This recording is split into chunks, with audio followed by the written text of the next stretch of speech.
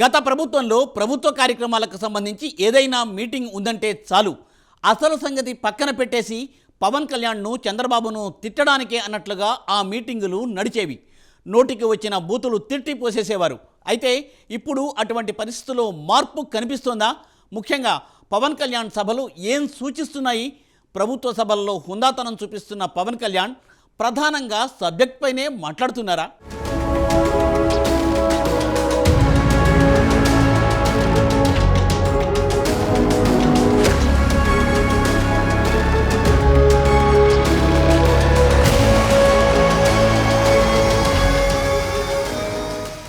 ప్రభుత్వ కార్యక్రమాలకు సంబంధించి జగన్ హయాంలో బహిరంగ సభలు నిర్వహించినప్పుడు ఆ స్టేజిపై భాష ఏ విధంగా ఉండేదో ప్రత్యేకించి చెప్పక్కర్లేదు.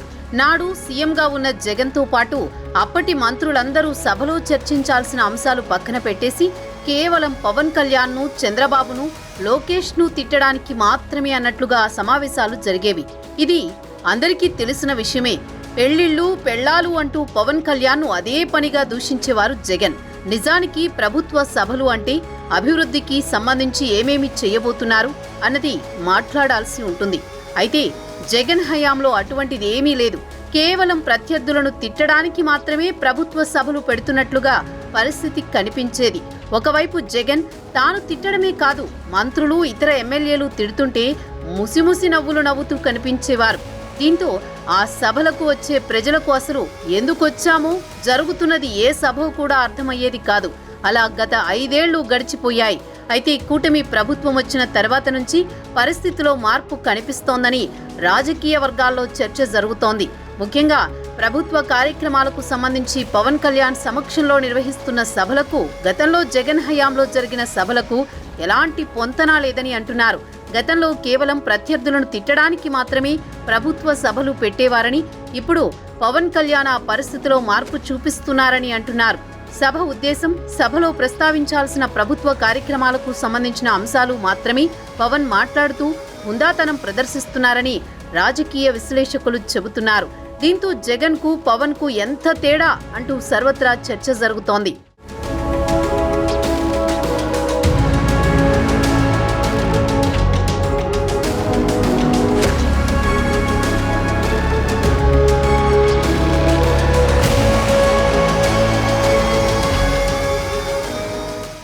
నిజానికి అధికారంలో ఉన్నవారు విపక్షాలను, విపక్షంలో ఉన్నవారు అధికార పక్షాన్ని విమర్శించుకోవడం అన్నది సర్వసాధారణంగా జరిగేది. అయితే అందుకు కొన్ని వేదికలు ఉన్నాయి. ప్రభుత్వ సభలలో ప్రత్యర్థులను దూషించాల్సిన అవసరం లేదు. కేవలం ప్రభుత్వ కార్యక్రమాలకు సంబంధించిన అంశాలను మాత్రమే ప్రభుత్వ సభలలో మాట్లాడాల్సి ఉంటుంది. కానీ నాటి జగన్ ప్రభుత్వం అది పట్టించుకోలేదు.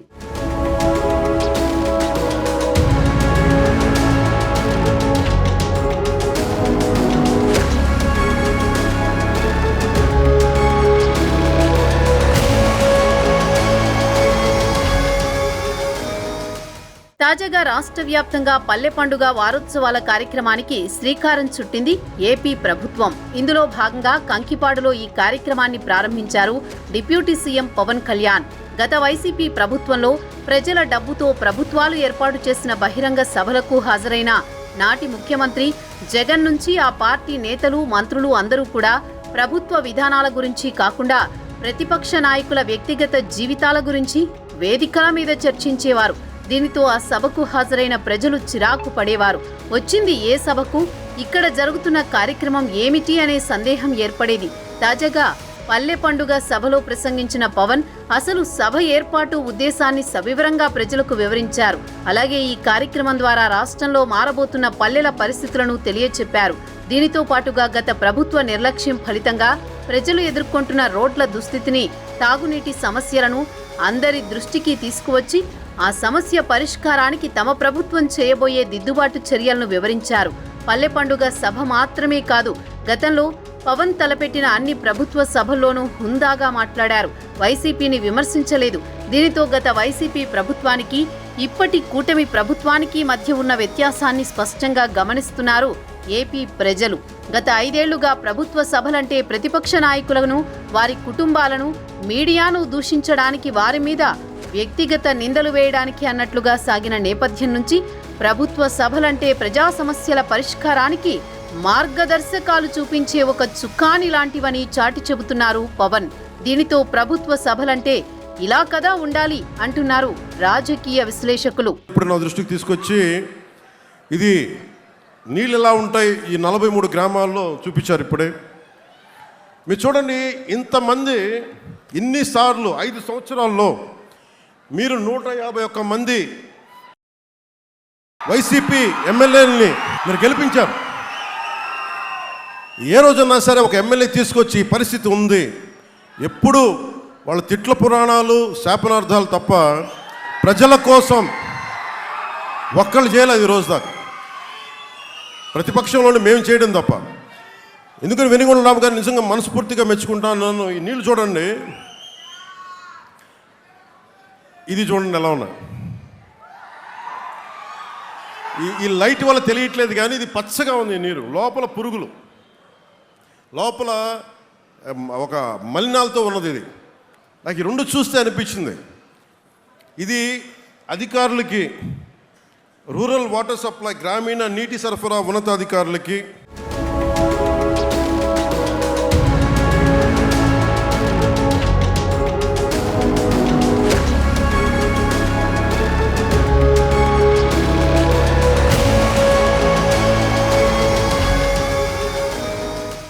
రాజకీయాల్లో కమిట్మెంట్తో పనిచేసే నాయకులు తక్కువగా కనిపిస్తారు. ప్రజలకు ఇచ్చిన మాటకు కట్టుబడే నాయకులు అరుదుగా ఉంటారు. ప్రజల కోసం నిరంతరం పరితపించే లీడర్లు అక్కడక్కడా కనిపిస్తారు.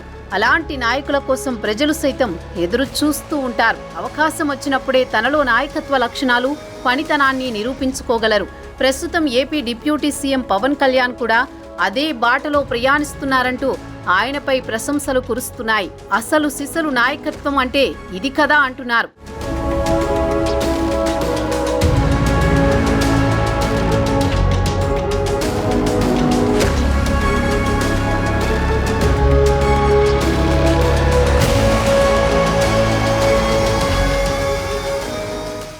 నాయకుడంటే పవన్లా ఉండాలంటున్నారు. 4 నెలల పాలనలో ఎన్నో మార్పులకు శ్రీకారం చుట్టారు పవన్. ఏరికోరి గ్రామీణాభివృద్ధి శాఖను ఎంచుకున్న జనసేనాని గ్రామాల అభివృద్ధికి చర్యలు ప్రారంభించారు. గత ప్రభుత్వంలో గ్రామాల్లో పరిస్థితి ఎలా ఉందో ప్రత్యేకించి చెప్పక్కర్లేదు. మౌలిక సదుపాయాలు లేవు, కనీసం రోడ్లు వేయలేకపోయారు.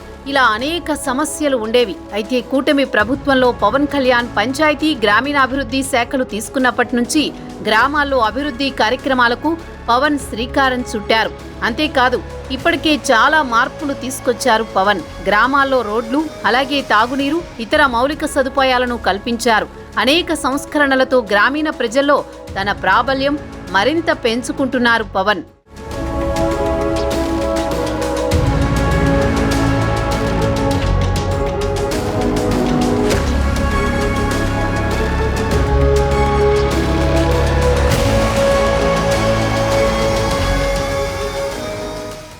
ఒకవైపు చంద్రబాబు పరిపాలనా అనుభవంతో ముందుకు దూసుకుపోతూ ఉంటే, ఇంకోవైపు పవన్ కళ్యాణ్ తన వర్కింగ్ స్టైల్తో ప్రజల మనసులను గెలుచుకుంటున్నారు.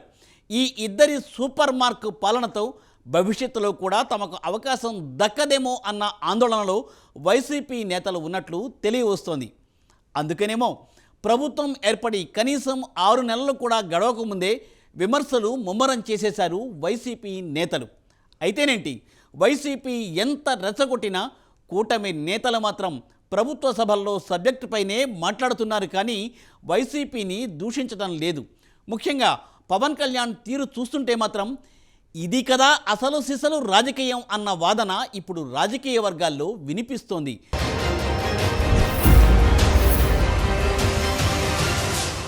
ఎంతోమంది నాయకులు రాజకీయాల్లోకి వస్తూ ఉంటారు, పోతూ ఉంటారు. కానీ సత్ప్రవర్తన, మంచి నడవడికతో రాజకీయాలు చేసిన వారిని మాత్రమే ప్రజలు శాశ్వతంగా గుర్తుపెట్టుకుంటారు. అలాంటి వారు వైసీపీలో చాలా తక్కువ మంది మాత్రమే కనిపిస్తారు. ఏ నాయకుడైనా సరే హుందాగా రాజకీయం చేయాలి. ఇష్యూ ఏదైనా ఉంటే పాలసీ మీదనే మాట్లాడాలి తప్ప వ్యక్తిగత జీవితాలపై విమర్శలు చేయడం ఎంతవరకు సమంజసం? గత ప్రభుత్వంలోని నేతలు ఇష్యూపై అసలు మాట్లాడేవారే కాదు. కేవలం వ్యక్తిగత దూషణలకు మాత్రమే తమను ప్రజలు ఎన్నుకున్నారా అనేంతగా రెచ్చిపోయేవారు. వైసీపీ ఘోర పరాజయానికి ఆ పార్టీ నేతల బూతు పురాణం కూడా ఒక ప్రధాన కారణం అన్న విశ్లేషణ రాజకీయ వర్గాల్లో ఉంది ఇప్పుడు.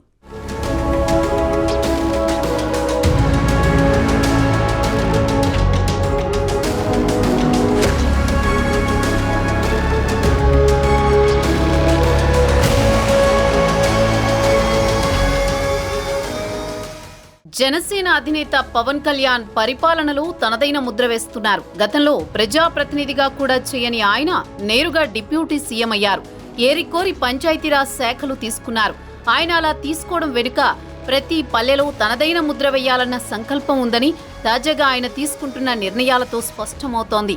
గ్రామసీమల్లో గత 5 ఏళ్ల పాటు జరగని పనుల్ని ఇప్పుడు ప్రారంభిస్తున్నారు. పంచాయతీరాజ్ శాఖ మంత్రిగా బాధ్యతలు చేపట్టిన కొద్ది రోజులకే రాష్ట్ర వ్యాప్తంగా 13,326 గ్రామ పంచాయతీల్లో ఒకే రోజు గ్రామ సభలు నిర్వహించారు. అందుకు వరల్డ్ రికార్డ్ యూనియన్ అవార్డు కూడా లభించింది. ఆ గ్రామ సభలను రికార్డ్ కోసం నిర్వహించలేదు, గ్రామాల్లో ఉన్న సమస్యలను నమోదు చేసుకున్నారు. ప్రాధాన్యతా క్రమంలో ఏ పనుల్ని చేయాలో కూడా ఆయా పంచాయతీ ప్రజల అభిప్రాయాల మేరకు నమోదు చేసుకున్నారు.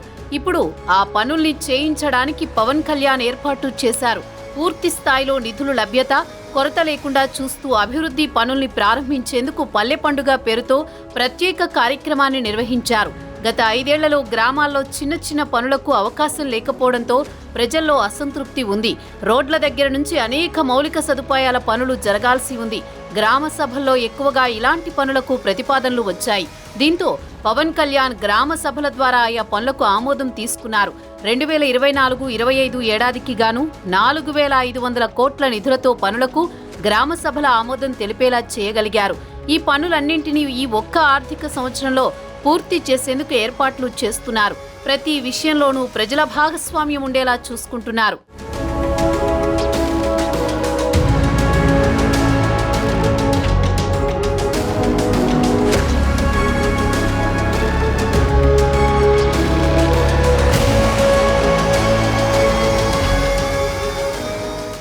పంచాయతీరాజ్ శాఖ మంత్రిగా గ్రామసీమలను సిరుల సీమలుగా మార్చేందుకు ప్రయత్నం చేస్తున్నారు పవన్.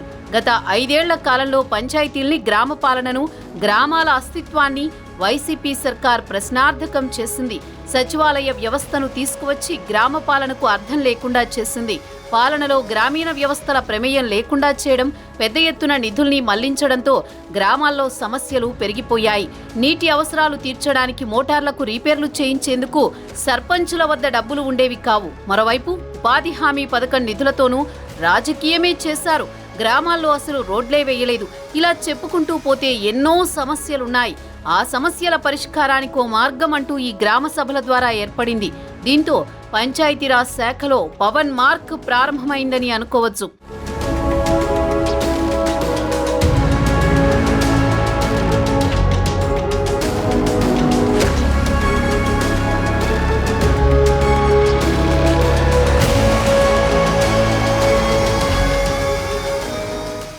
జనసేన అధినేత పవన్ కళ్యాణ్ మంత్రిగా బాధ్యతలు స్వీకరించినప్పటి నుంచి యుద్ధ ప్రాతిపదికన కార్యాచరణ మొదలుపెట్టినట్లు స్పష్టంగా కనిపిస్తోంది.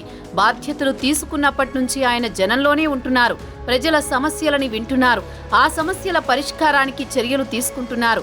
ప్రభుత్వ శాఖలు, పాలనాపరమైన విధి విధానాలు, నిబంధనలు, పథకాలు, వాటి అమలు తీరుతో పాటు సంక్షేమ పథకాలు ప్రజలకు అందుతున్నాయా లేదా అనే విషయాలపై దృష్టి పెట్టాలని ఎమ్మెల్యేలకు దిశానిర్దేశం చేశారు. దేశం మొత్తం ఆంధ్రప్రదేశ్ వైపు తిరిగి చూసేలా అద్భుతంగా రాష్ట్ర పంచాయతీరాజ్ వ్యవస్థను తీర్చిదిద్దే దిశగా అడుగులు వేస్తున్నారు పవన్. ముఖ్యంగా జనసేన నాయకులకు ఆయన ఇస్తున్న సలహాలు, సూచనలు కొత్త వరవడికి శ్రీకారం చుట్టేలా ఉన్నాయి. సభల్లో కానీ, ఇతర మరే వేదికలపై కానీ పరుష పదజాలం వాడొద్దని పార్టీ నాయకులకు బలంగా సూచించారు. భావంలో తీవ్రత ఉండాలి కానీ మాటల్లో కాదని, ప్రతి ఒక్కరూ ప్రజల పట్ల వినయపూర్వకంగా ఉండాలని, ప్రజలు పెట్టుకున్న నమ్మకానికి న్యాయం చేసే దిశగానే అడుగులు ఉండాలని దిశానిర్దేశం చేస్తున్నారు పవన్. ఇలా చెప్పడమే కాదు, పవన్ ఆచరించి చూపించారు కూడా. గెలిచినప్పటి నుంచి ఇప్పటి వరకు పవన్ కళ్యాణ్ నుంచి ఒక్క వ్యంగ్య వ్యాఖ్యానం కానీ, కఠినమైన పదం కానీ ఆయన నోటి నుంచి రాలేదు. చాలా హుందాగా మాట్లాడుతున్నారు పవన్. ప్రభుత్వ సభల్లోనే కాదు, పార్టీ సమావేశాల్లోనూ వైసీపీపై ఘాటుగా మాట్లాడడం లేదు. ఆయన మాట్లాడకపోవడమే కాదు, తమ పార్టీలోని ఎమ్మెల్యేలను కానీ, ఇతర నేతలను కానీ మాట్లాడనీయడం లేదు.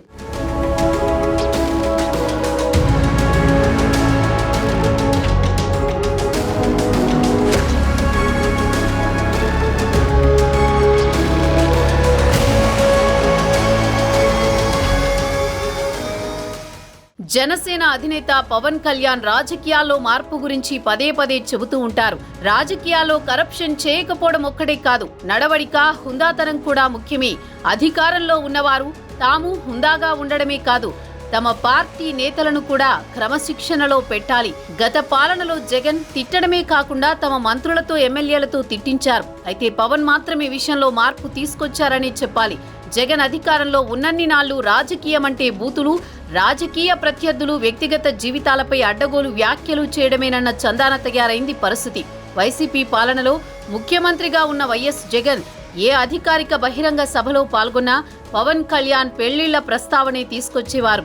పెళ్లాలు, కార్లు అంటూ మహిళా లోకాన్ని వైఎస్ జగన్ ముఖ్యమంత్రి హోదాలో ఉండి ఏ స్థాయిలో కించపరిచారో ప్రత్యేకంగా చెప్పాల్సిన పనిలేదు. రోజులు మారాయి. వైసీపీకి 11 సీట్లిచ్చి మూలన కూర్చోబెట్టారు ఏపీ ప్రజానీకం. జనసేన పార్టీకి 100% స్ట్రైక్ రేట్ ఇచ్చారు. ఇంకో మాట ఏంటంటే జనసేనకు వచ్చిన సీట్లలో వైసీపీకి సగం కూడా రాని పరిస్థితి. ఈ ఎన్నికల్లో టీడీపీ, బీజేపీ, జనసేన కూటమి అధికారంలోకి వచ్చింది. ఇప్పుడు పరిస్థితులు పూర్తిగా మారాయి. అధికారిక బహిరంగ సభల్లో ఎవరూ బూతులు మాట్లాడడం లేదు. ఇంటిల్లపాది టీవీల ముందు కూర్చుని రాజకీయ వార్తలు నిరభ్యంతరంగా చూడగలుగుతున్నారు. గతంలో అయితే మంత్రులు ప్రెస్ మీట్లు పెట్టినా బూతులే వినిపించేవి. ఇప్పుడా పరిస్థితి లేదంటూ సర్వత్రా చర్చ జరుగుతోంది. పవన్ గనుక కక్ష సాధింపు రాజకీయాలు చేయాలనుకుంటే, గతంలో తనకు జరిగిన అవమానాలకి బదులు తీర్చుకోవాలని గనుక అనుకుంటే జగన్ వ్యక్తిగత జీవితం గురించి మాట్లాడడం చిటికెలో పని. కానీ పవన్ టార్గెట్ అది కాదు. అలాంటి సంస్కృతిని పూర్తిగా నిర్మూలించడమే డిప్యూటీ సీఎం టార్గెట్ గా కనిపిస్తోంది. నిజానికి గత 5 ఏళ్లలో జగన్ హయాంలో పవన్ కళ్యాణ్ పై ఎంత దారుణంగా బూతులు మాట్లాడించేవారో అందరికీ తెలిసిన విషయమే. జగన్ మాత్రమే కాదు, అప్పటి మంత్రులు కూడా దారుణమైన పదజాలంతో దూషించేవారు. జగన్ అధికారంలోకి రాకముందు వరకు కేవలం రాజకీయంగా మాత్రమే విమర్శలు ఉండేవి. ఫలానా హామీలు ఇచ్చారు, నెరవేర్చలేకపోయారు అని విమర్శలుండేవి.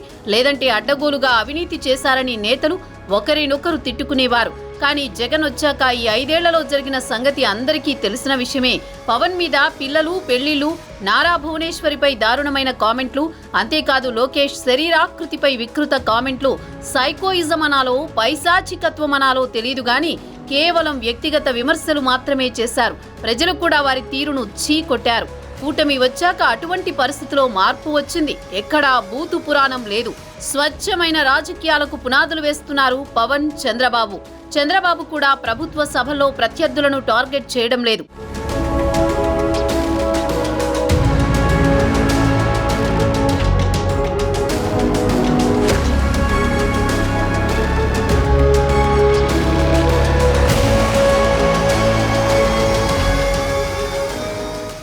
అధికారం శాశ్వతం కాదు. పాలకులుగా ఎవరూ కుర్చీలో శాశ్వతంగా ఉండిపోరు. ప్రజలు అన్ని గమనిస్తూనే ఉంటారు. అధికారం ఉంది కదా అని అట్టగోలుగా రెచ్చిపోయి నోటికొచ్చినట్లుగా కామెంట్లు చేస్తే ప్రజలే బుద్ధి చెబుతారని ఏపీలో రుజువైంది. జగన్ హయాంలో టీవీలో వార్తలు పెట్టుకుని చూడాలంటే హడల్. ఎప్పుడు ఏ నాయకుడు ఏ బూతులు మాట్లాడతాడో తెలియని పరిస్థితి. అవి చూసి తమ పిల్లలెక్కడ చెడిపోతారేమో అన్న ఆందోళన. అయితే ప్రభుత్వం మారినప్పటి నుంచి ఆ భయం లేదు. పవన్ కూడా స్వచ్ఛమైన రాజకీయాలే టార్గెట్ గా పెట్టుకున్నారు. ప్రభుత్వ సభల్లో విమర్శలు చేయడం లేదు. అంతేకాదు ఎప్పుడైనా ప్రెస్ మీట్లలో గత ప్రభుత్వాన్ని విమర్శించాల్సి వస్తే కేవలం పాలసీలపైనే మాట్లాడుతున్నారు. అవినీతి, అలాగే చేయలేకపోయిన పనులను గురించి మాత్రమే మాట్లాడుతున్నారు. దీంతో గత ప్రభుత్వానికి ఇప్పటి ప్రభుత్వానికి ఎంత వ్యత్యాసమని ప్రజలంతా చర్చించుకుంటున్న పరిస్థితి.